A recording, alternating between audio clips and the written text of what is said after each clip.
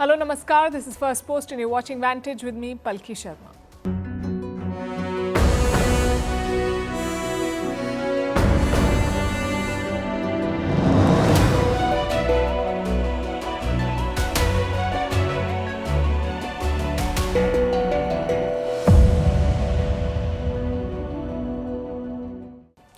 Just when you thought it couldn't go worse, Donald Trump has done it. He has raised tariffs on China to 245%. He is also warning America's trade partners in Europe, choose between the US and China. So Trump is taking the war beyond America. Meanwhile, China says it is open to talks, but the US should show respect first. Other countries are planning stimulus packages to cushion their economies from the trade war. And Russia is benefiting from all of this. As the US dollar falls, the Russian ruble is soaring. It is the world's top performing currency. It is doing better than gold. We'll explain why. How is India faring? Inflation has fallen, but the latest projections say that growth may fall too. And the recession fears still loom in America. You don't need big headlines to see it. Small indicators like lipstick and lunch sales also tell a story. And amid all of this, China continues its TikTok strikes, exposing the dirty secrets of Western luxury brands one video at a time. In Ukraine, they have a new plan to fix the cash crunch, legalize pornography. In Sudan, 2 years of war and now the country may be divided. In Kenya, gang smuggling ants have been arrested. Yes, we're talking about the insects, ants. Who is buying smuggled ants and why? We will tell you. And why global wine sales are falling. They're at their lowest level since 1961. All this and more coming up. The headlines first. US Vice President J.D. Vance and his wife Usha to travel to India next week. During his visit, Vance will meet Prime Minister Narendra Modi. And other than Delhi, the second family of the US will also be visiting Jaipur and Agra.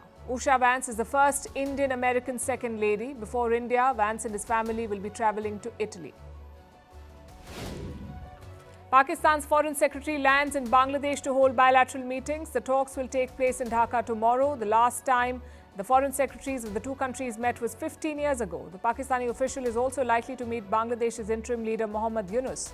Ties between Islamabad and Dhaka have improved since the ouster of Sheikh Hasina last August. Iran's foreign minister will visit Russia tomorrow. Last week, Tehran held indirect talks with Washington over its nuclear program. The United Nations nuclear watchdog has warned that Iran is not far from having a nuclear bomb. Moscow, a party to Iran's 2015 nuclear pact, supports Tehran's right to have a civilian nuclear program. The UK Supreme Court rules on the legal definition of a woman, says it is based on a person's sex at birth. This landmark decision comes amid a bitter debate over trans rights. The ruling is a setback for the Scottish government. It will prevent transgender women from positions set aside for women.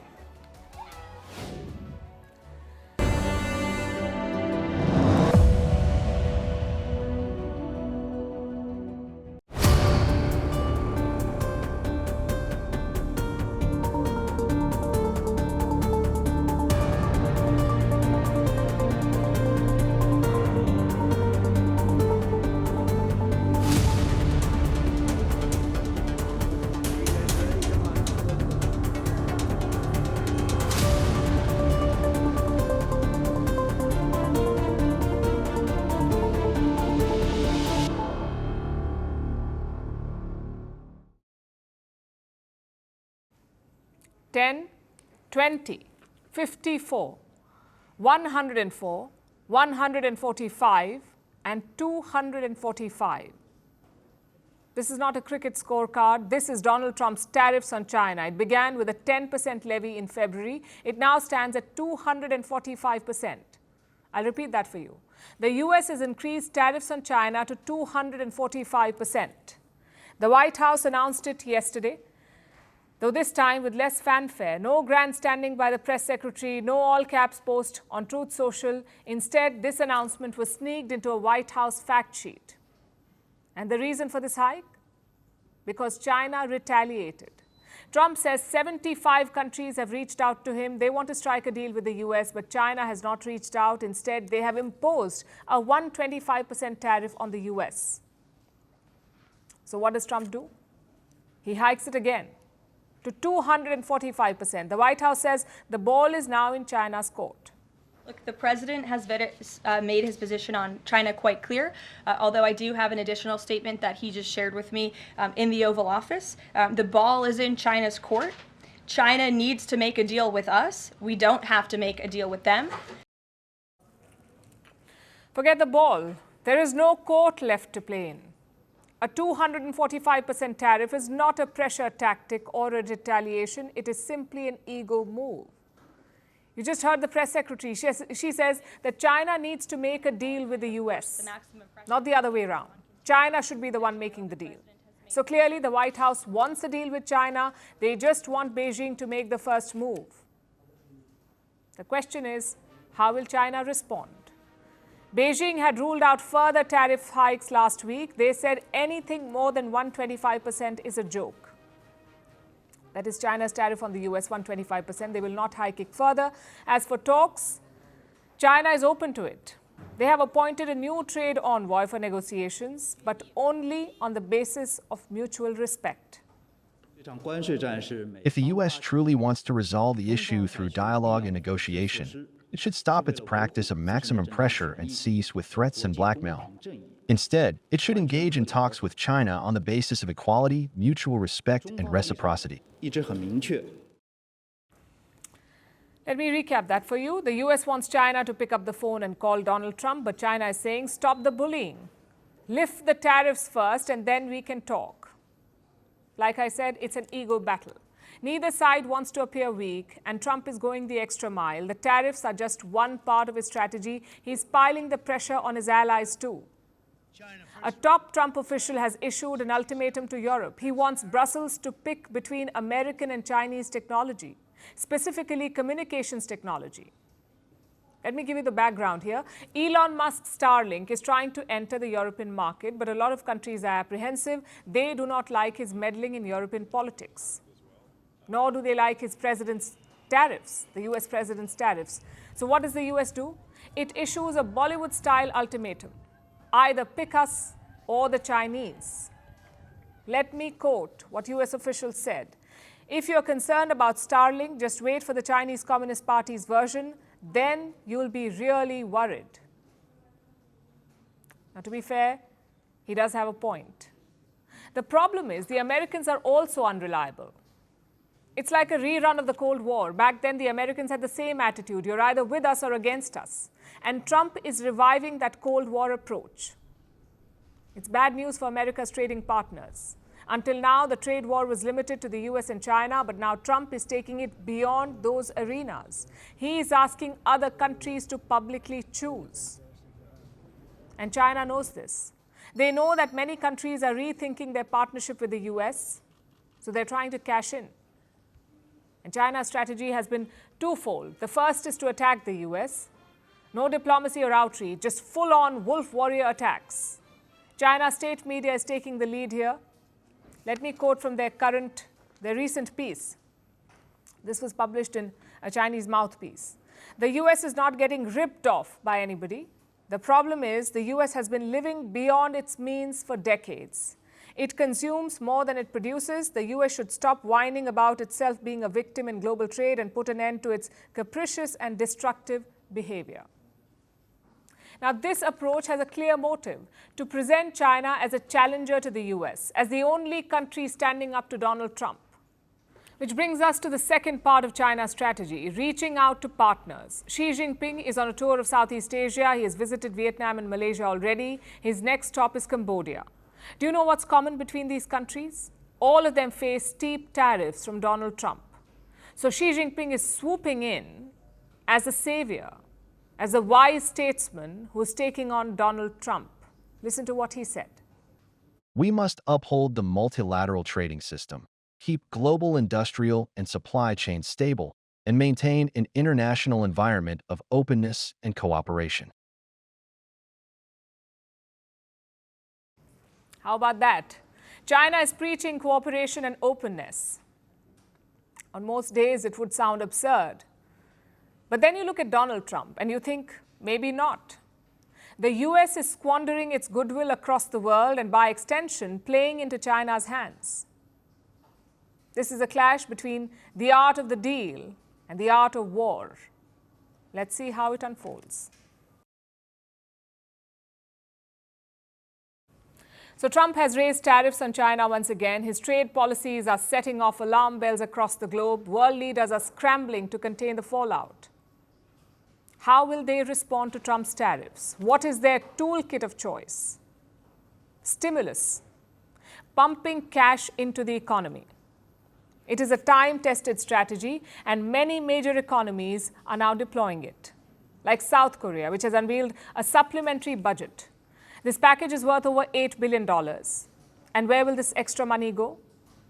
In managing the risks from Trump's trade war and in boosting South Korea's AI capabilities. That alone, the AI capabilities, will get about a third of this fund, a third of $8 billion. At the same time, Seoul is exploring negotiations with Washington. It will soon send a team to the US to try to cut a deal with the Trump administration. Of course, there's no guarantee of a deal, which is why South Korea has armed itself with a financial war chest. Same with Portugal. They have announced an $11 billion package. Their prime minister says, and I'm quoting, "The world we knew has changed." His name is Luis Montenegro. He's the Portuguese prime minister, and he says that his country must adapt quickly to this changing reality. Portugal's neighbor Spain is doing the same thing. Last week, the Spanish government announced a $15 billion package. And just like Portugal, it's a mix of loans and direct aid. Spain plans to boost spending in defense. The objective of this plan is for Spain to contribute to and, at the same time, benefit from this technological and industrial stimulus to strengthen the European security and defense area, while remaining faithful to our principles.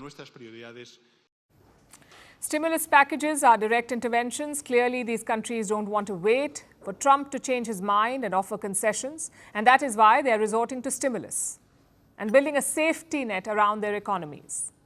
China is under pressure to follow suit. In fact, Beijing could be readying a package as we speak. Analysts predict a massive stimulus push of up to $275 billion, $275 billion China stimulus package. Last month, Beijing raised its deficit target. Now, what's a deficit? When a government spends more than it earns, when its expenses are higher than its income, that gap is called a budget deficit. Now, earlier, China was targeting a deficit of 3%, but last month, they raised it to 4%. This gives Beijing more room to spend, more firepower to protect their economy. In the month of March, the government also dropped some hints. To cope with possible external and domestic uncertainties, the central government has also set aside ample reserve tools and policy space. Now, this is not new.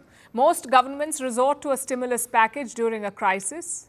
We saw it happen during the 2008 crash. We also saw it happen during the pandemic. Stimulus packages keep economies afloat. But this time, the threat is different. This time, it's a trade war and the rising risk of recession. The markets are still wobbly. Share prices are seesawing. If Trump reimposes his tariffs, there could be another mass sell-off. Businesses and their bottom lines would suffer, costs would rise, profit margins would fall, and economies could plunge into recession. Trump's gamble on tariffs has raised all these fears. In the US alone, the probability of a recession is as high as 60%. And the global economy is flashing warning signs. The IEA has slashed the demand for oil for 2025. The IEA is the International Energy Agency. It predicts lower demand for oil. So does the OPEC, the Organization of Petroleum Exporting Countries. This is the world's biggest and most powerful oil cartel. Now, both these groups blame the rising trade tensions for this, for projecting lower oil demand. You see, global growth is slowing. So even if you cut oil prices, it may not be enough to lift demand. Hence the need for a stimulus. It can cushion the blow, support jobs, prop up demand, and restore market confidence, but it's not a silver bullet. If Trump's tariff war continues, and if his tariffs rise further, no amount of cash may be enough. Because this is not just a financial storm, it is also a political one. The global economy as we know it is being reshaped. There could be more painful days ahead.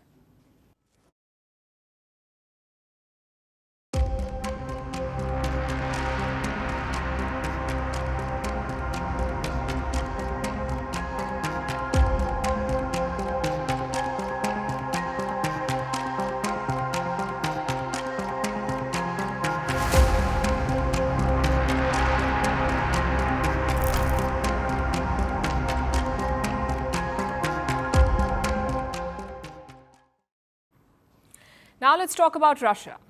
It is an outlier in the global trade war. Donald Trump has spared Russia from his tariffs, and that is clearly helping the Russian economy. Their currency, the ruble, is soaring.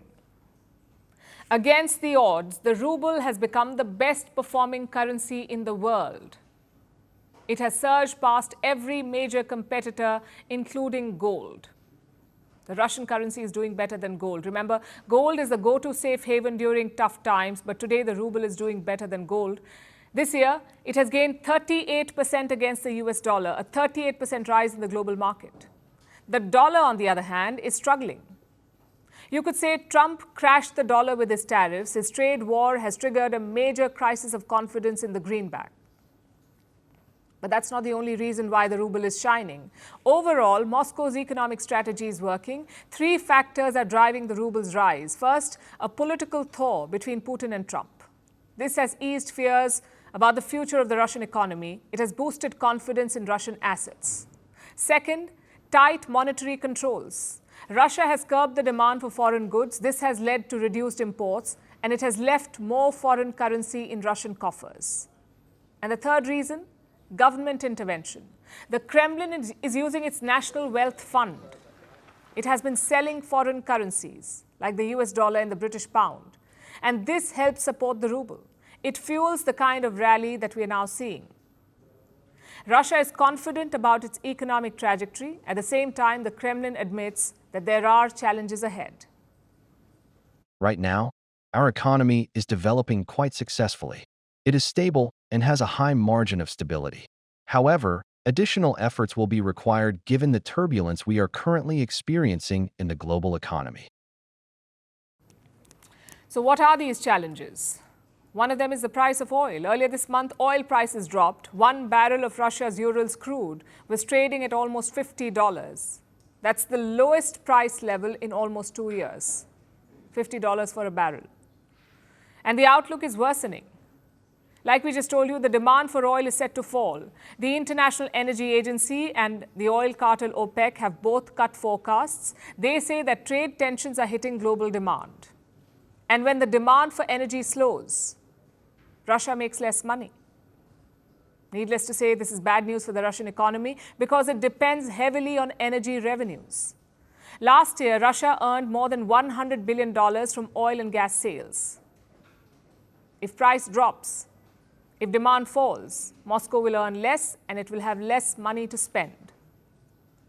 In fact, the Russian central bank has issued a warning. If Trump's trade war escalates, global trade will slow down. So will the demand for Russian oil and gas, and this could weaken the Russian economy. I can say that we will approach this carefully, cautiously, including remembering that last year, after a slowdown at the beginning of the year, inflation raised its head again, and we need to make sure that the current slowdown in the rate of price growth is sustainable. Another factor is the tectonic changes in global trade. They are unfolding before our eyes, and it is still very difficult to judge where they will lead both the global economy and how they will affect Russia. This is a new significant risk that we must take into account. So falling oil prices is one major risk. The other is a slowing Russian economy. There's also a labor shortage. It is driving up wages.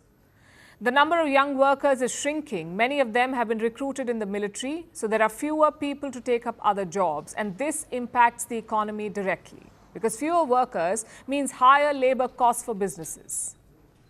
The third issue is rising inflation. At the moment, it is above 10%, more than 10% inflation. That's well beyond the Russian central bank's comfort zone.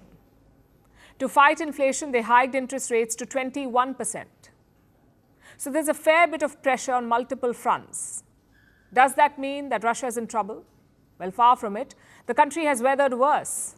Since the Ukraine war, Russia has been under more than 20,000 sanctions, all imposed by the West in a bid to isolate Russia. But Moscow managed to adapt. It found ways to bypass restrictions. It took advantage of the slow, uneven sanctions enforcement. It used its vast natural resources. All of this gave the Russian economy time to adjust. And the result was long-term resilience. Even as pressures mount, Russia's economy remains in the fight. The ruble is holding strong. As the world comes to terms with Trump's trade war, the Russian economy is looking good.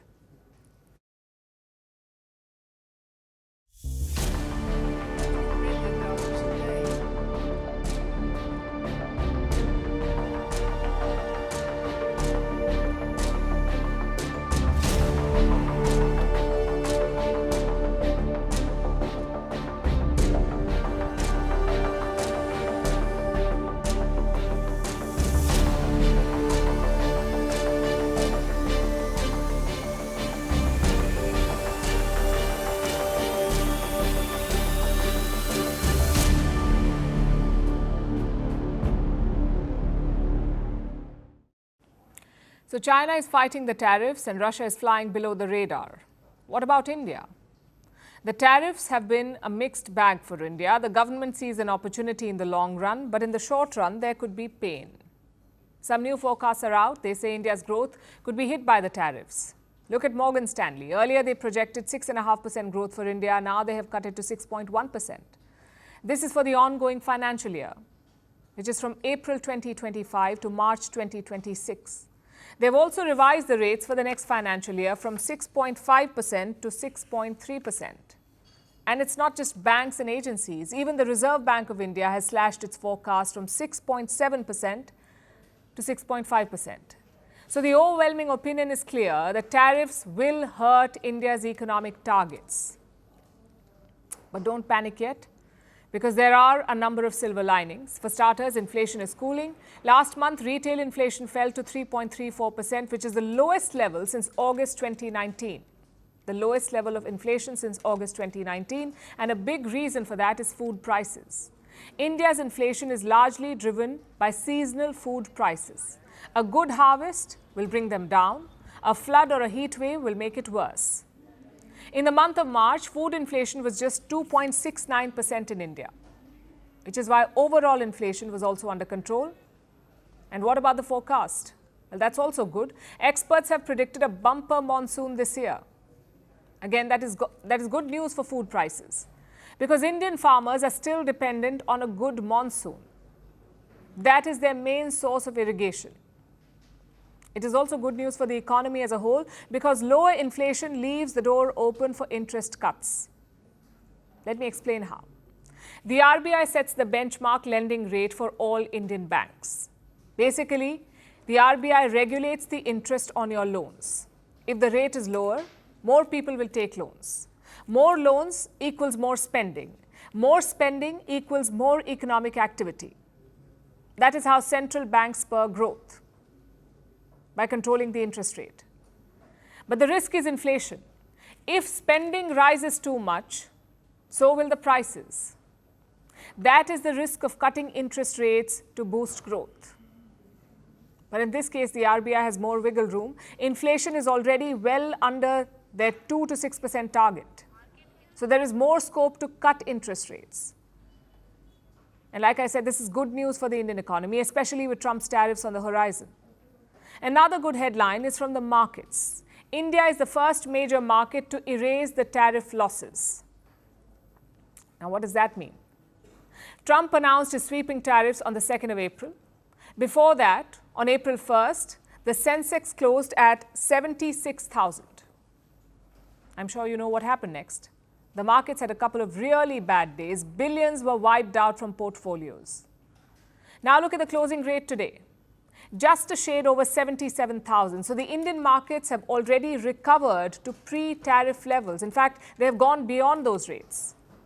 Other major markets have not done this yet. Japan, South Korea, China, Germany, none of them have returned to those levels. But India has. What explains this resilience? For starters, India is not an export-driven economy, not like China or Mexico. So the exposure to the tariffs was always going to be low. Plus, India is seeking a deal with the US. It is not taking on Donald Trump like China is. So investors are more bullish on India. They feel that India is better suited to come out unscathed.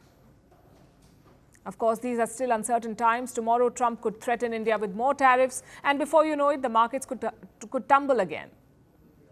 So we are not saying that the worst is over. We are saying that India is doing better than other major economies. The key is to build on this strong foundation to capitalize on the churn created by Donald Trump. Let's see if India rises to the challenge.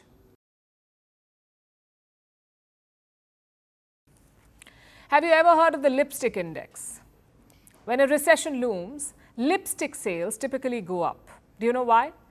Because people cannot afford big luxury items, so they splurge on smaller things, like lipstick, to lift their spirits.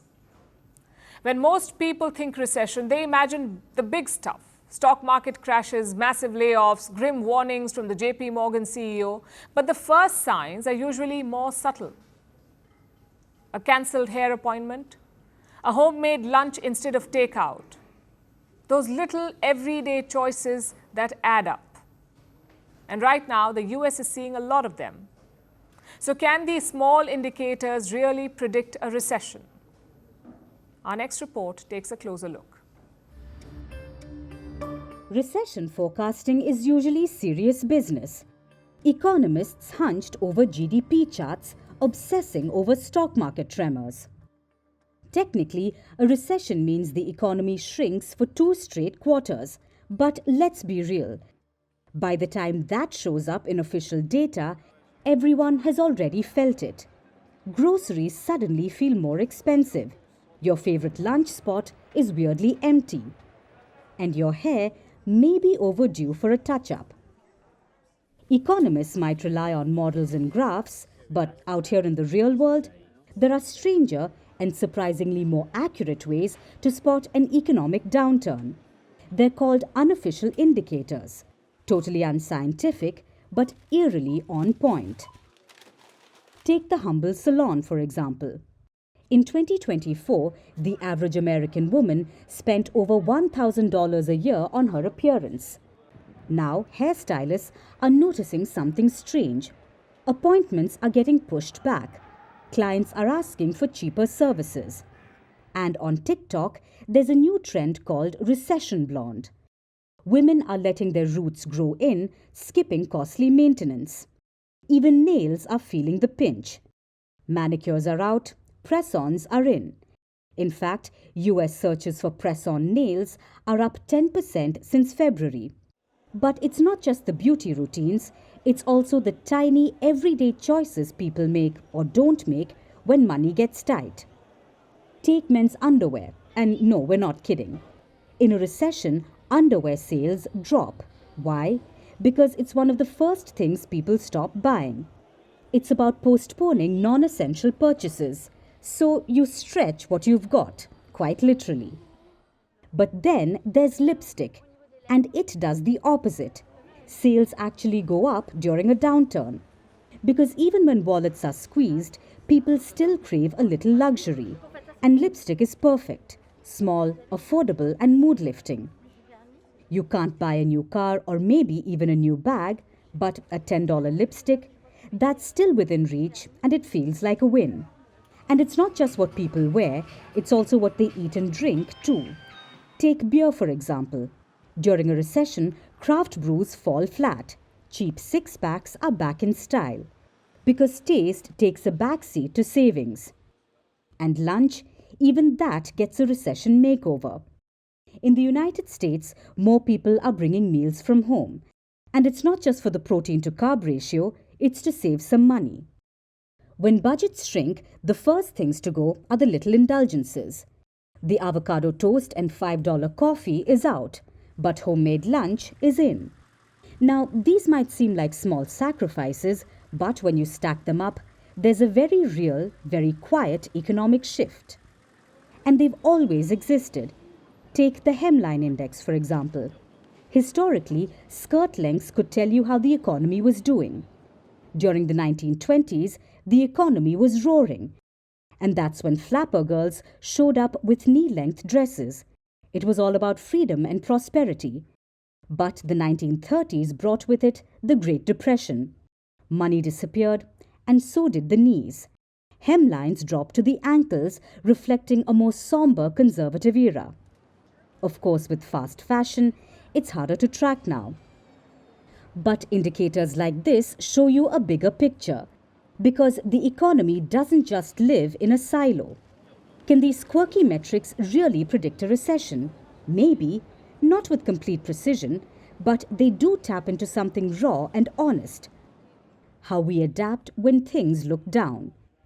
Because before the recession makes headlines, it shows up in the details.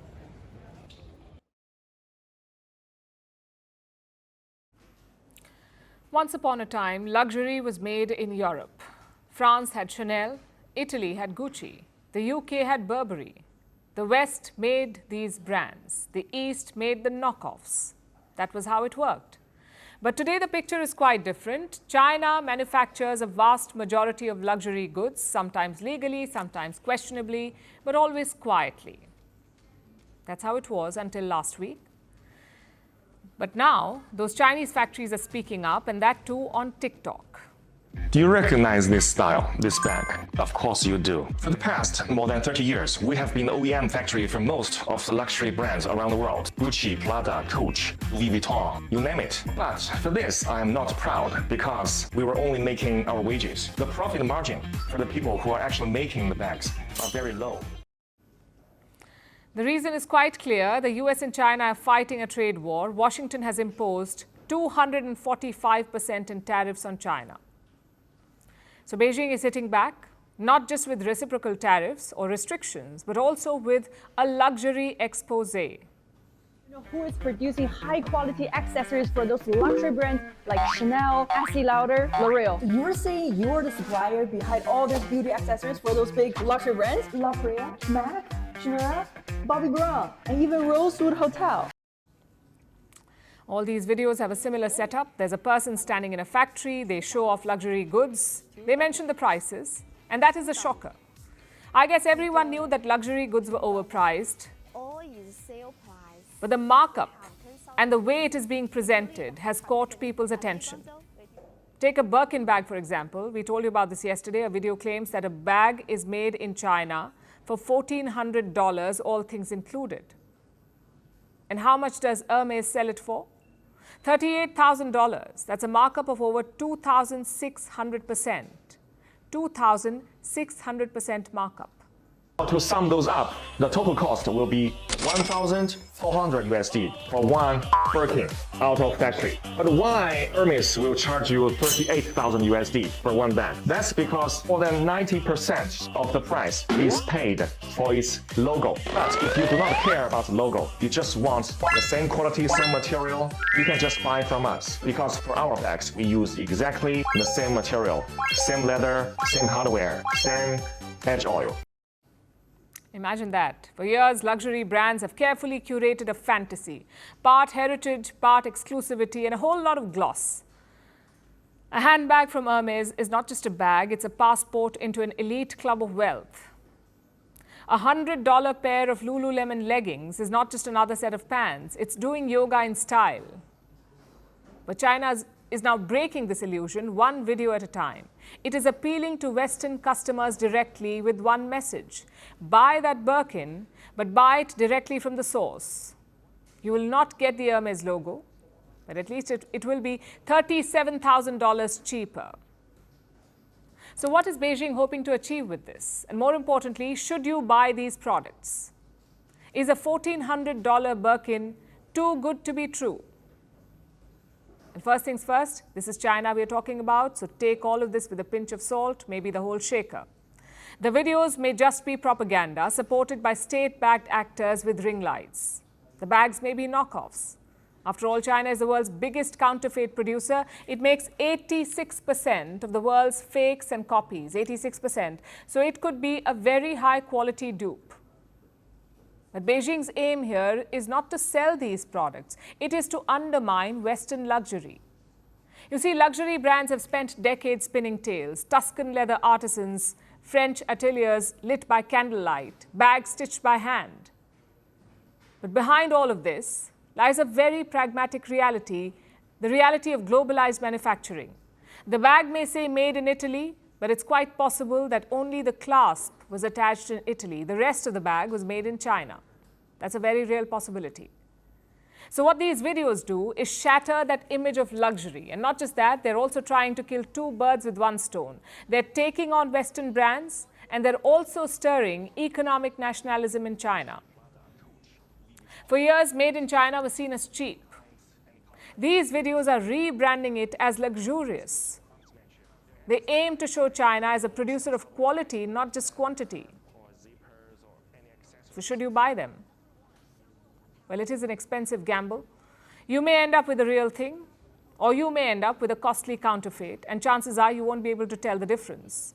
Also, it depends on what you're really looking for. Are you looking for authenticity? Are you looking for quality? Or do you just want the brand logo? Because let's face it, a Birkin is never just a bag. When you pay $38,000 for any bag, you're not really paying for the stitches or the leather, you're paying for the story. And that's the real luxury product. China is not just challenging the product, it is challenging that illusion. And if that myth falls apart, what are we really paying for? The West sold the world a dream, and now China has turned on the lights.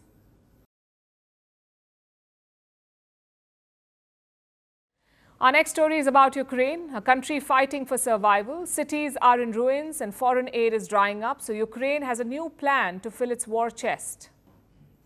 It is as bold as it is revealing. Ukraine wants to legalize pornography. It sees millions in tax revenue. Imagine OnlyFans as an unofficial defense partner. What is the new cost of freedom? For Ukraine, it could be monthly subscriptions to adult content. For some, this is innovation, but many see this as desperation. Our next report explores. The war in Ukraine is now in its third year. Kyiv has lost thousands of soldiers. Millions have been displaced. Infrastructure has been destroyed. Western allies are reducing their aid, and Ukraine is fighting for survival. You're not in a good position. You don't have the cards right now. The war has crippled its economy. Ukraine's coffers are drying up. Kyiv is desperate for funds. So what does a cash-strapped nation do? Apparently, it turns to pornography. Yes, Ukraine wants to legalize the adult entertainment industry. Lawmaker Yaroslav Zhelezniak is leading the initiative. Possession, production and distribution of pornography is banned in Ukraine, and Ukrainian lawmakers want to overturn the Soviet-era law. They feel legalizing pornography will boost the economy. It will generate millions of dollars in tax revenue. Not to mention, it would free up the Ukrainian police from pursuing the 1,400 cases regarding adult content. The bill has been co-signed by at least 26 lawmakers, including members of Ukrainian President Volodymyr Zelensky's party. But many Orthodox Christians in Ukraine are questioning the move. They say legalizing pornography will erode the social fabric of the country. Ukrainian churches are calling it a destructive initiative. But is this a strategic move or a sign of despair? The adult content industry generates about $100 billion every year, and one of its emerging contributors is OnlyFans. This digital platform makes more than $6 billion every year, and Ukraine wants to milk this cash cow. Ukrainians have made more than $123 million on OnlyFans. Over 4,400 Ukrainians earn from the platform, but only 10% filed taxes from their earnings, which crossed more than $7 million. And many Ukrainians have been using OnlyFans to raise funds for the army. Lawmakers feel that legalizing pornography could increase tax collections to more than $12 million. And this money could be spent for buying drones, ammunition, or other weapons. But will legalizing pornography solve Ukraine's financial crisis? Well, not particularly. The tax collections won't even make a splash because Kyiv relies heavily on foreign aid, which is not in the millions but billions. The largest amount has come from the United States. It's estimated to be around $128 billion. Then there's Germany, France, and the United Kingdom, followed by other NATO allies like Italy, the Netherlands, Norway, and Sweden. All of these countries have given billions to Ukraine, not to mention the weapons that were given free of cost. Tax collections from pornography won't foot Ukraine's ever-growing war bill. But Ukraine is desperate for funds, and it's open to all options that are on the table, including legalizing pornography. If Ukraine manages to do that, it would be the first country in the world to legalize pornography for funding its military. Will this become a trend? Will war-torn nations turn to unconventional methods for cash? We've already seen crypto donations and crowdsourced drones. And now we may just have OnlyFans-funded artillery.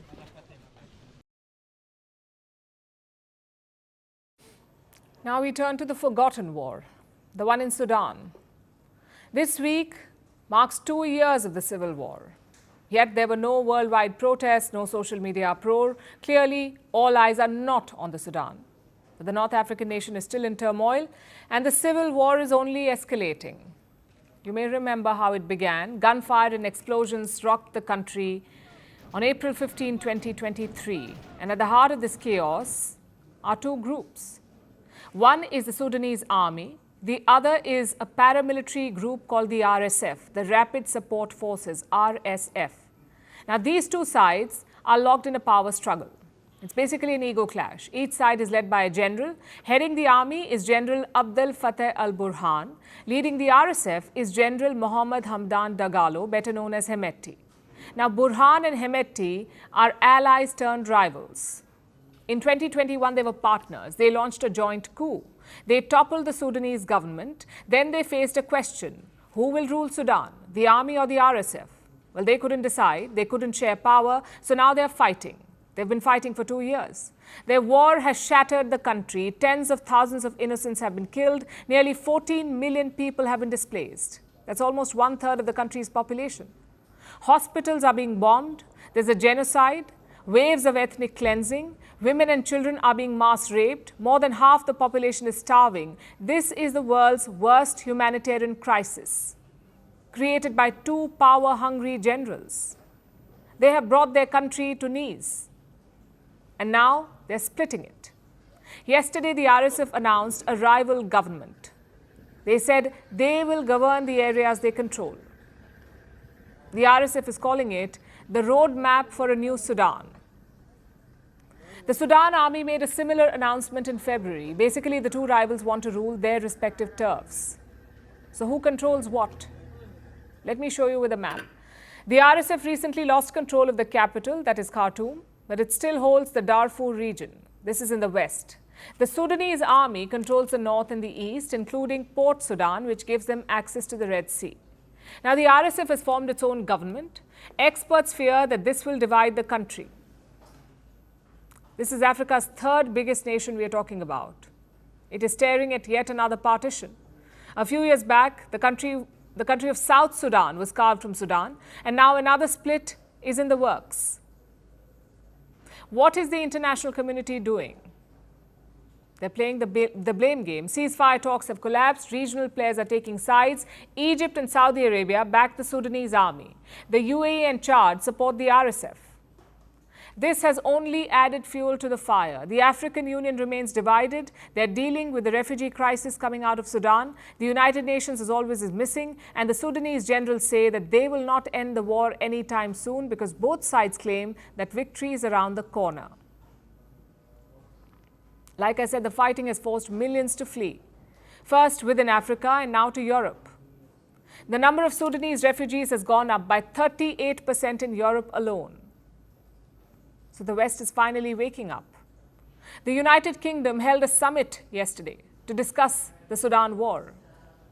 None of the warring sides was present, and the meeting ended with no major decision. Listen to what France had to say. France has taken note of the roadmap presented by the authorities led by the Sudanese armed forces to restore a political transition. It reiterates the imperative of effective participation by all civilian actors within the framework of a single process. I am particularly concerned by the intentions expressed by various actors to form governments unilaterally and outside of any process of conflict resolution. Let us be clear, the unity of Sudan must be preserved. The unity of Sudan must be preserved. That's what France said. Germany and the UK said that war is not the solution. They're calling for more dialogue. For the people of Sudan, war is their reality at the moment, and they have a grim outlook. Violence and violations. There is no solution except for the war to continue until the rebellion ends, because those people have no understanding, they have no vision for the country, they are loyal to other external parties. So where does the Sudan go from here? Will it be divided again? Will the division bring them peace? Will the world finally wake up to their horror, or will Sudan remain the forgotten war?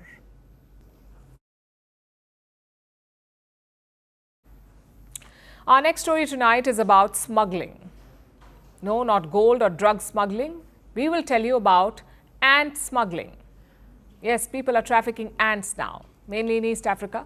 Kenya has nabbed 4 ant gang smugglers. They captured thousands of ants. They were planning to sell these insects in Europe and Asia and hoping to make thousands of dollars. You heard that right, thousands of dollars for ants. So what's behind this strange trafficking trend, and why are people buying smuggled ants? Here's our report.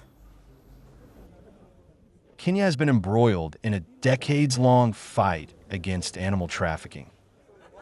People smuggle body parts of animals such as elephants, rhinos, and pangolins and sell them for millions of dollars on the black market.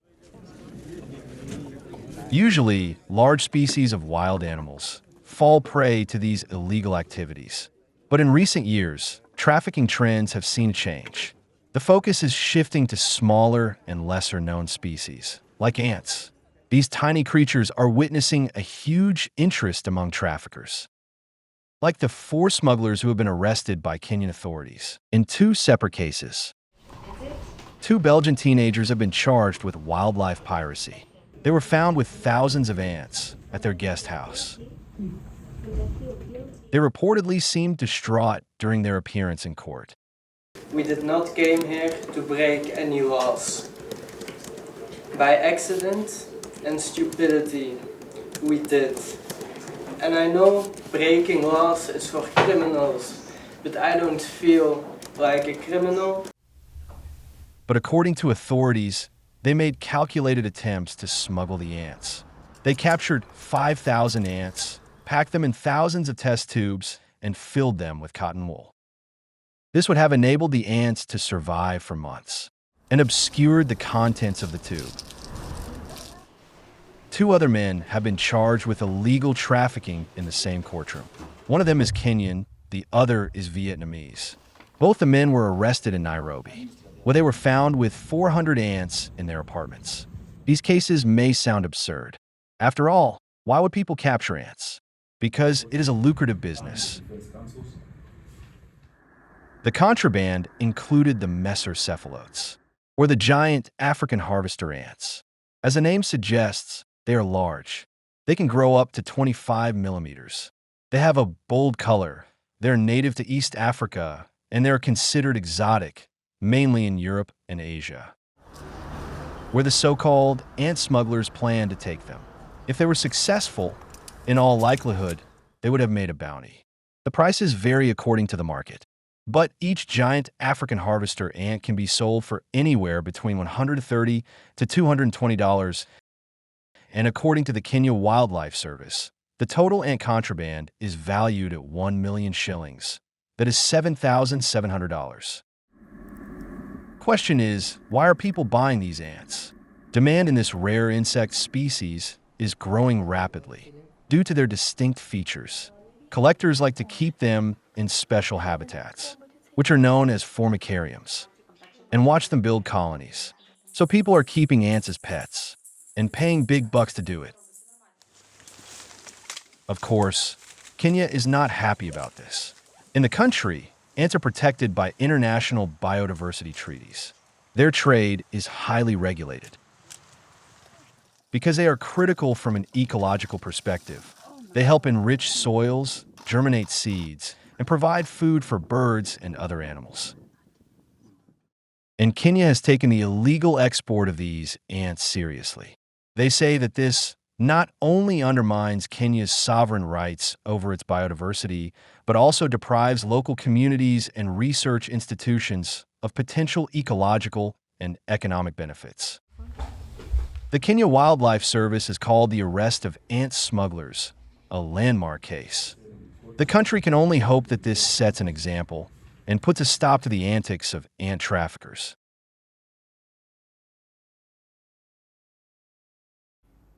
Our last story tonight is about a drink that ancient Egyptian kings were buried with. In ancient China, people revered it as a god. In ancient Greece, poets said that drinking it is like tasting the pleasures of life before death. In case you haven't guessed it, I'm talking about wine. For centuries now, wine has had quite the fan following, but in the modern world, this fandom is slowly fading. The main trade body of wine has released a report. It looks at government data from around the world, and here's what it says. Last year, wine consumption hit its lowest level in decades. Global sales fell 3.3% compared to 2023. They reached about 214 million hectoliters. 1 hectoliter is 100 liters. So 214 million hectoliters seems like a very big number, but apparently it's not. It is the lowest global sales figure since 1961, the lowest in more than 60 years. So wine sales are in the red, and so is wine production, which has also hit the lowest level in more than 60 years. Production fell by 4.8% in 2024. Now, if you look closely, there are some anomalies, like India. India's vineyard area is growing dramatically. It is expanding at an annual rate of 4.5%. Or Spain and Portugal. These are among the few European markets where consumption has increased. Europe is the world's biggest wine producer. It accounts for nearly half of global sales. But last year, consumption fell by 2.8%. France is one of the key producers of wine. It consumed 3.6% less wine last year. And the US is in the same boat. It is the world's top wine consumer. It saw a fall of 5.8% last year. That's the US. And there is not one but 3 reasons why this is happening. 1 is health concerns. 2, change in consumption patterns. And 3, climate change. We'll start with the last one. Climate change, global warming. It has fueled environmental extremes. It has hurt wine production. Take Italy, for instance. It used to be the world's top producer of wine, but extreme floods and droughts have ruined the crop. And in 2023, it lost the title of the biggest producer. Or look at the US. Last year, its wine output fell by about 17%, mainly because of extreme heat. And these examples are everywhere, but that's not the biggest reason why wine is falling out of favor. The biggest reason is health concerns. It's rising awareness about wine. You may have heard of the French paradox. This concept came up in the early 1990s. What is the French paradox? They said red wine was good for your heart. Moderate consumption of red wine will lower the risk of heart disease. Studies raved about the benefits of wine and sales took a leap. For years, the wine industry has benefited from this notion. But here's the catch. Many of these studies were fueled by the alcohol industry. Basically, winemakers paid money to create this positive perception. They showed the benefits of drinking, and people bought their claims and their bottles. But that is no longer the case. Such research has long been debunked. People now know that there is no safe level of drinking any kind of alcohol, including wine. Nothing is safe. According to studies, 1 bottle of wine per week is as bad as 5 cigarettes for men and 10 for women. And consumers are increasingly aware about this risk. Now couple this with a third factor, the change in consumption patterns. Young people are having lesser wine. Experts say there is a generational fall in consumption. And those who want to are having trouble buying it. Because look at the cost. The average consumer now pays about 30% more for a bottle than in 2020. So prices have shot up dramatically. In the last 5 years, wine consumption has fallen by 12%. Simply put, the societal view of wine is changing, the industry is beset with challenges, and the future of wine is not looking good. It seems that wine o'clock will soon be marked with a glass half empty.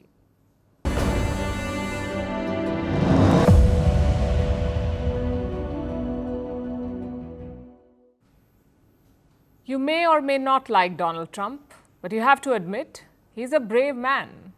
Who else would challenge the Chinese to a math face-off? And that's what it is now. It's a question of who can throw up the bigger number. Trump has gone all the way up to 245%. It's a bit like those games of poker you see on TV. Very high stakes, very dramatic moves, and a lot of money on the line. The question is, who will fold first? People on the internet are wondering too. Take a look.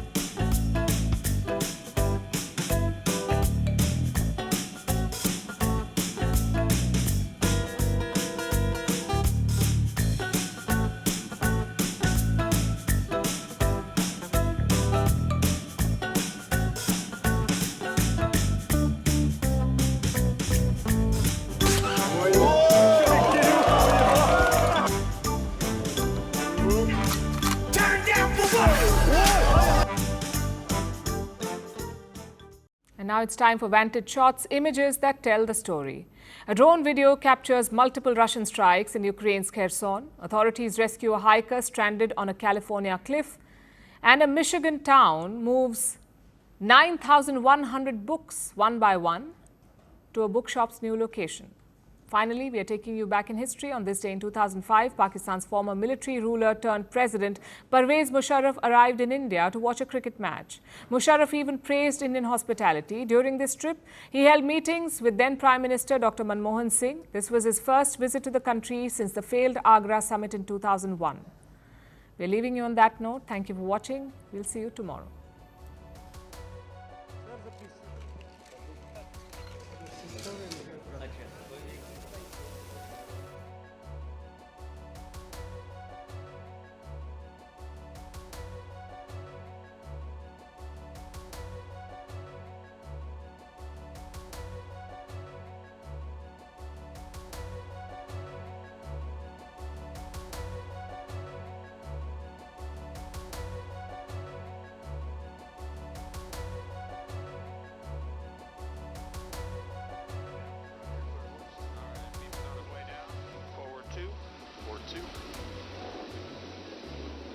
Just stay there.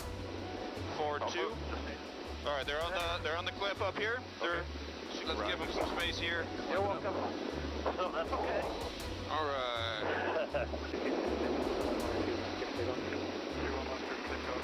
It's got a short final ice out. It's gonna be a little tight for that little hole. Clear for dark.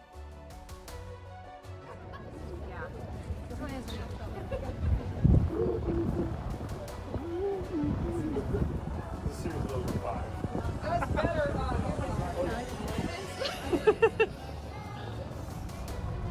Oh yeah, now we're talking.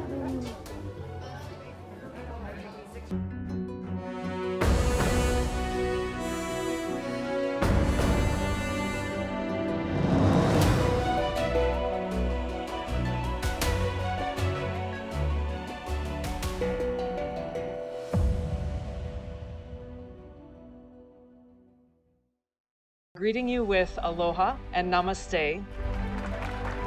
I love India. Presence, occupation of a territory by another country pertains to India, what we saw in Kashmir. How do you see Trump's America? Yes, the current administration behaves differently from the previous administration.